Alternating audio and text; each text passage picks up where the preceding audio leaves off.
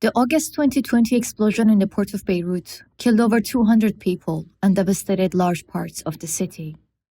Lebanese and international authorities quickly came to the same conclusion. The vast quantities of ammonium nitrate stored in Warehouse 12 were detonated by a fire that was the consequence of shoddy welding work carried out by Syrian workers on site.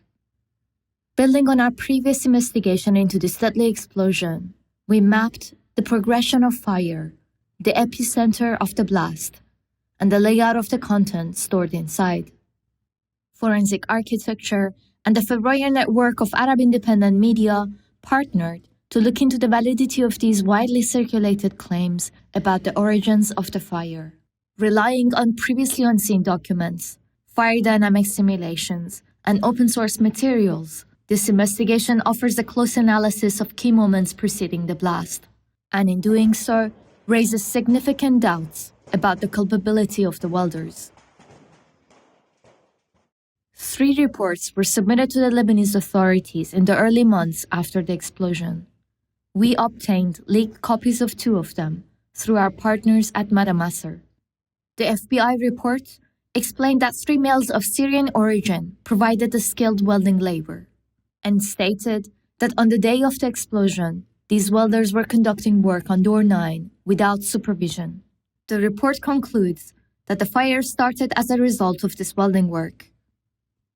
The report by the Lebanese Internal Security also lays the blame for the outbreak of the fire on the welders, and suggested that beyond door 9, the welders also worked on doors 11 and 3, opening up the possibility that the fire could have originated from these locations instead.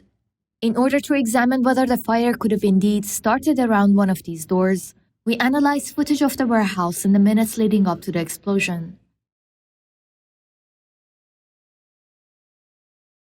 This video, taken from the east side of the building, shows thick smoke rising from the area behind door 5 and 6. But there is no appearance of fire in the area behind door 3.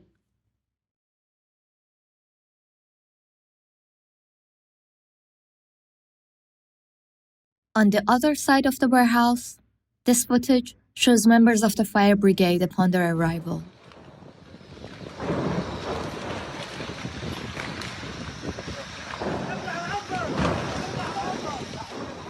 We can see thick smoke rising from the warehouse, but not from behind door 11.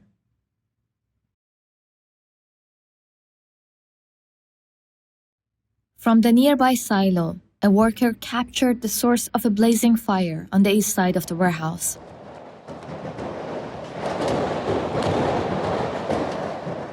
By contrast, the area behind doors 9 and 11 appears to have the least amount of smoke on this side of the building.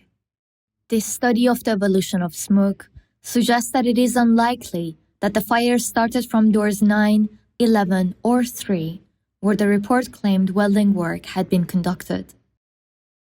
To map the build-up of heat during the early stages of the fire, we analyzed the exhaust ventilation in the warehouse.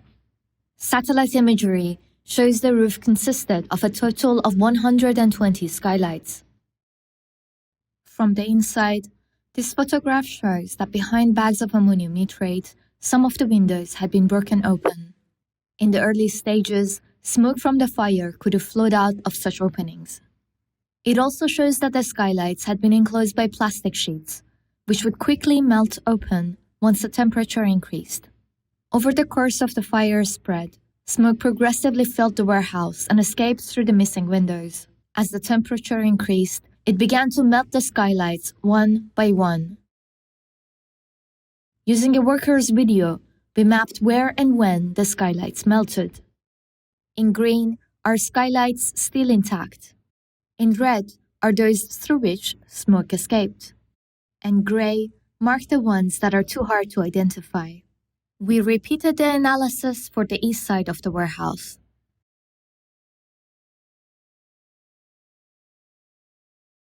The diagram of melted skylights offers a unique heat map of the interior of the warehouse.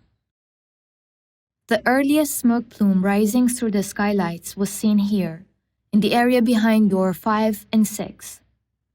We worked with engineers at Kindling, a non-profit dedicated to fire safety, to test the possibility that the fire originated in this zone. Their fire dynamics simulation showed that if the fire had started here, hot gases would have risen and accumulated under the ceiling.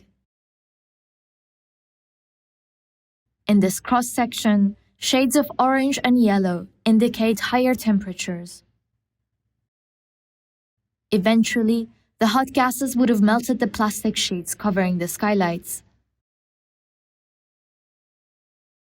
and thick smoke would have poured out. The result of this simulation corresponds with our visual analysis of the videos shot around the warehouse. Taken together, our analysis suggests that the area behind door 5 and 6 was likely to be the origin of the fire. None of the reports suggested that the welders conducted work in this area.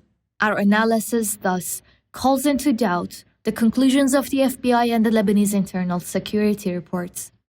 Despite these unfounded allegations, the notion that welding work could cause fires became the dominant narrative. And the Syrian welders were detained almost immediately in the aftermath of the explosion. Directly following the anniversary, Tarek Betar, the judge leading the investigation, supervised the reenactment of the welding activity in order to evaluate the likelihood of it having caused the fire.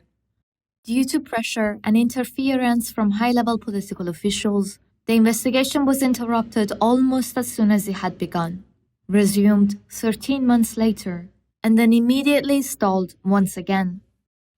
The circumstances by which the repair work was ordered sheds more light on the context. A little over 2 months before the blast, on the 28th of May 2020, the head of Beirut Port's State Security Office had reported on the state of the warehouse.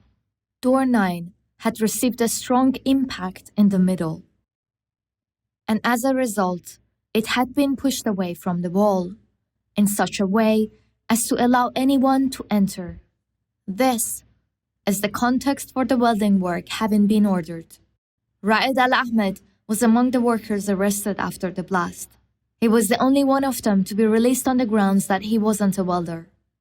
He explained to journalist Firas Hatoum that on their first day of work, Thursday 30th of July, door 9 was locked from inside. To fix the door, they had to enter from door 11. Despite claims that they did their work independently and without supervision, Raed explained that on this day, police officers were standing nearby and prevented the workers from looking around the site. The workers were left with no option but to climb over the bags of ammonium nitrate to reach door 9. Their photograph from outside door 9 confirms that the only material behind is ammonium nitrate, which had only detonated 1 hour and 38 minutes after the workers left. Regardless of the fact that the welding work at this door could not have started the fire, it is worth noting that the welders were not at any point warned about the contents of the bags. If someone had said anything to me about the explosives, I wouldn't even stand there. It is a death sentence. Raed's testimony, corroborated by the fact that his description of the contents of the warehouse aligns with the results of our previous investigation, suggests that the Syrian welders were themselves victims of the explosion, not its perpetrators.